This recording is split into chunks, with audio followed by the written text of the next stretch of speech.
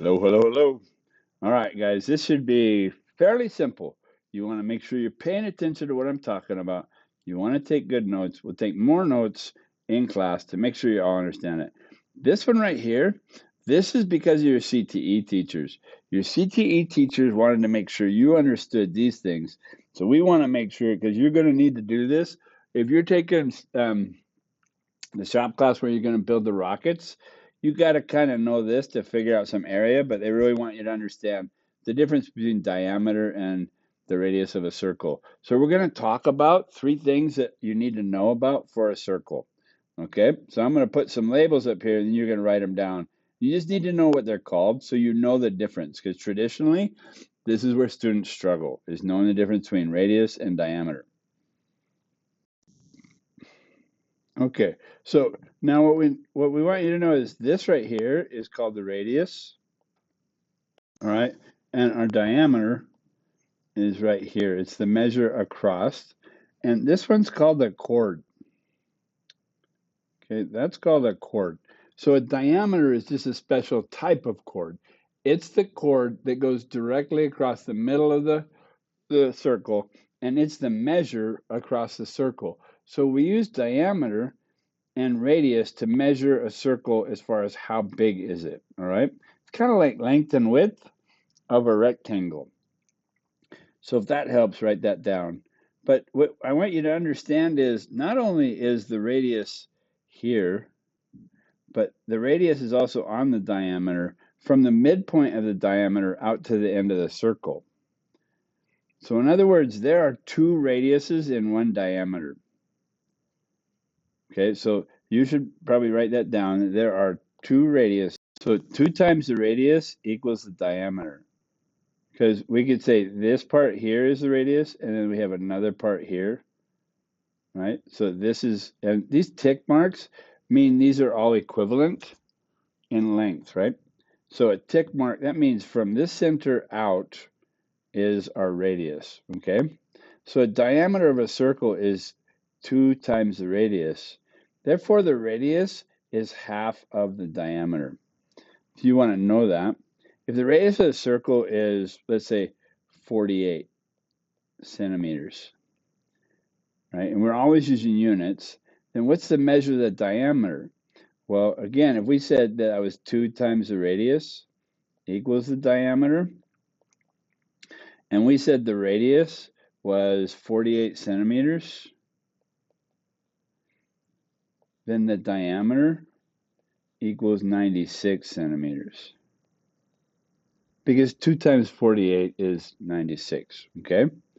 And then you got to understand that if the diameter is 30, let's say the diameter is 32 yards, that's a big freaking circle. But if it's 32 yards, then that means the diameter, the radius equals 1/2 the diameter. So we'd say, oh, the radius equals 1/2 of 32 yards, which means it equals it's 16 yards. Okay, so that would look like this. This situation, here's the circle, and the diameter is 32 yards. So that means the radius, right, that's from the middle out, the radius would only be 16 yards. Okay. All right. You just need to understand that. I mean, more for what we're going to do in the future, but you got to understand that now. Okay. Okay. So let's look at this. We need to talk about absolute value. Absolute value is the distance a number is from zero. How far away is a number from zero? You should write that down. Okay. And when you see this symbol right here, that means absolute value. So in other words, we have to look, and this is probably a little awkward because we really don't have, this is 14. I should add a different number line in here, but it's what we had. So if we look out here, here's where negative 14 would be. So you kind of have to know where things are.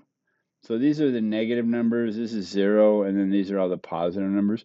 It keeps getting more positive as you go to the right and more negative as you go to the left. So when we look at negative 14 and we say, well, negative 14 would be right here, The question is, how far is it from 0? And it is 14 steps away from 0.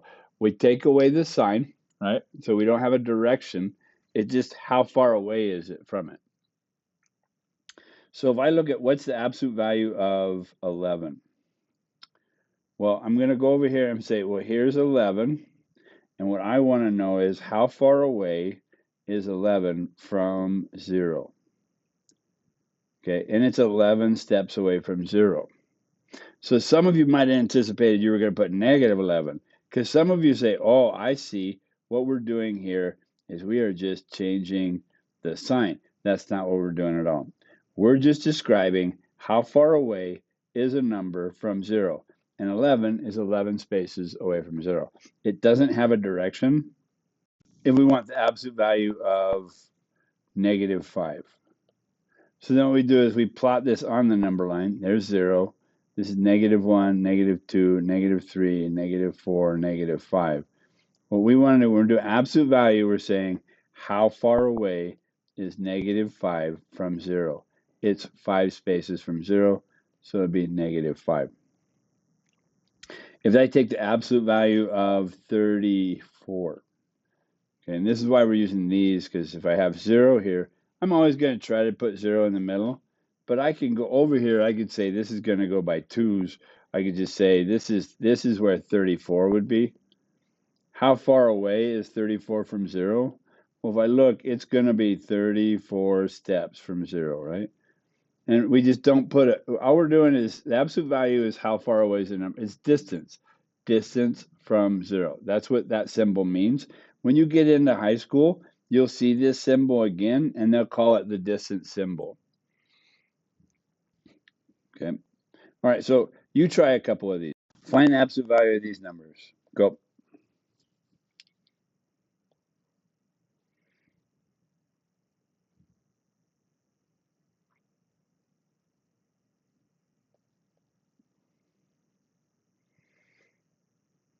All right, so if I look at this, again, this should be just 12.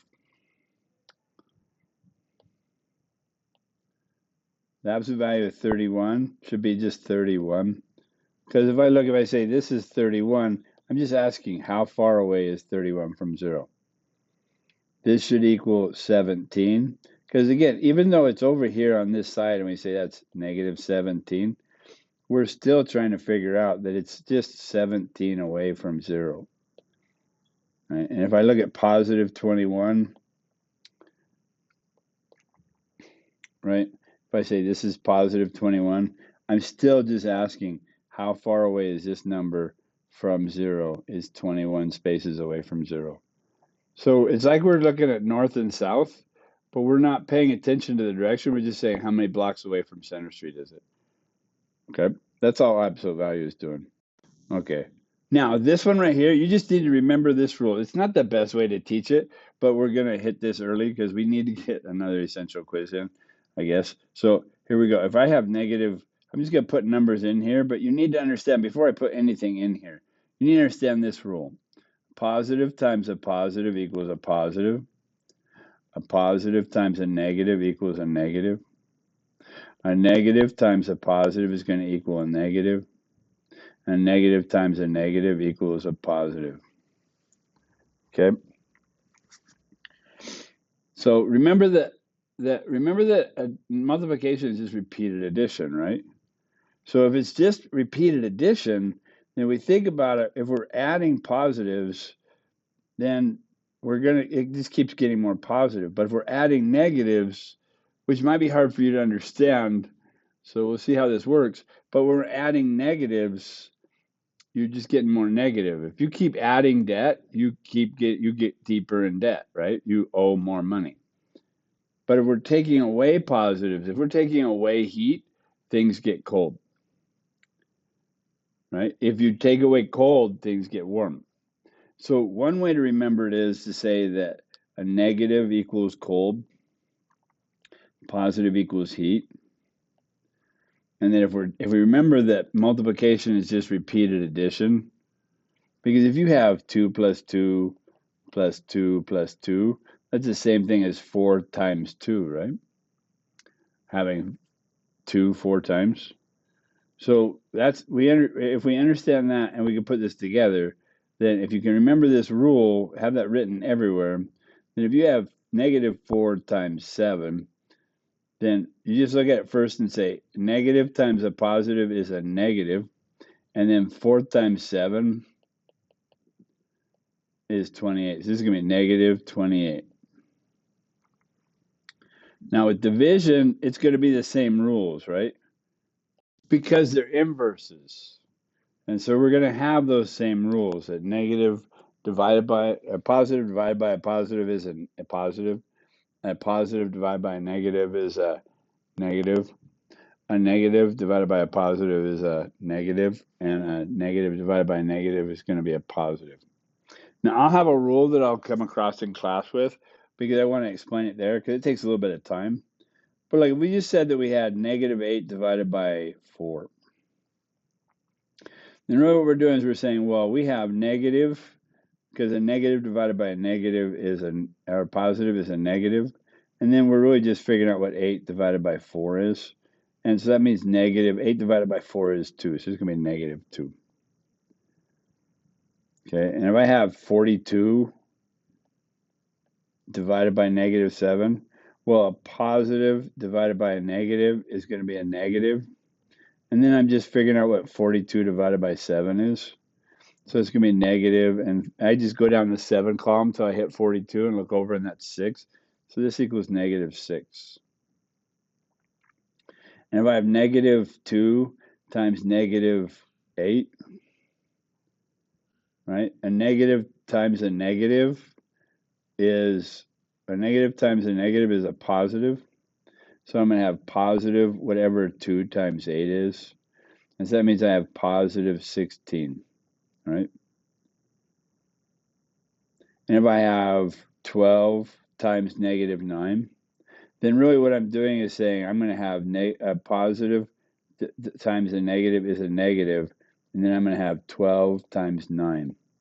So 12 times 9 is 108, so this is going to be negative 108. So take a minute, look at this, and see if you understand it. Because we're thinking this is really, really simple, so we're hoping it's really, really simple for you. But you just have to remember these two rules. Matter of fact, if you look at it, they're both the same rule. So you just have to remember that rule. This does not work for addition and subtraction of integers. And we're hoping what we're going to see is you guys get this pretty quick because you got a quiz coming up on it real quick. All right, so we're going to switch gears a little bit here. We're going to treat these absolute value symbols like parentheses. So before you actually do the absolute value, you have to simplify what's inside the parentheses. And as you look at, notice that I changed some numbers up, right? I called this 17 because we haven't done addition and subtraction of integers yet. And normally we do that first, and then we talk about operations with absolute value. But we're not going to do that right now. So really what you have to do is you have to treat that like a parentheses, and then use the power of that. So you're going to say, I have to first take 17 minus 9, and then I'm going to do the absolute value of that. So 17 minus 9 is 8, right? So we're going to take the absolute value of 8, which is, again, just how far away is 8 from 0, and that's 8. But when we're looking over here, when we have on this second one, we're just taking the absolute value of 7. And then we have to take care of what's in the parentheses first, and then we can do the addition, right? So that means we're going to have the absolute value of 7, which is 7, plus 9. So this equals 16. That's all there is to that. And then when we look at this, you're going to have, well, the absolute value of negative 12. So you have to take its absolute value first. So that's going to be 12 plus 4 is 16. But on this situation down here, we have to first take care of this, 15 plus 7, which is 22. So we have the absolute value of 22. Again, we're just asking how far away is 22 from 0? And it is 22 steps away from 0. There's no negative to it. It's just going to be 22. Okay? All right. So that's absolute value. Distance from zero. That's all it means. Distance from zero. And those problems get a little harder, but that's only when we understand integers and addition and subtraction of integers. Okay, so I want you to look at this and see if you could do it. But I want you to think about it, and then I want you to come to class, and we'll talk about how to do a story problem. Okay? So look at this, see what you think. Remember these things. These are really important things to remember. For an increase, we use a positive number. If we're decreasing, we use a negative number. That's it. And they're going to want you to write this down. You're going to write this down as because it's rate of change, it's going to be multiplying by a negative or a positive. And then how many times did it move? If it reduced 5 times, right? Okay, so look at this problem, see what you think, and see if you can do it. Okay, that's it, guys. For today, really all we did was talk about that we have that rule of thumb. So the rule of thumb you got to remember is a positive times a positive is a positive. Positive times a negative is a negative. A negative times a positive is a negative. And a negative times a negative is a positive. And the same rules apply for when we're doing division. And then we'll use some more stuff to help it make more sense to you. Okay, good luck on this. Make sure you're coming with questions. You're starting to get to where you're asking really good questions in class because you're expecting me to help you understand it. That's what I'm hoping for, because this is not going to get easy. There's a reason why we have this right now, because you need the whole semester to learn this. So good luck. Okay, have a good day. See you in class.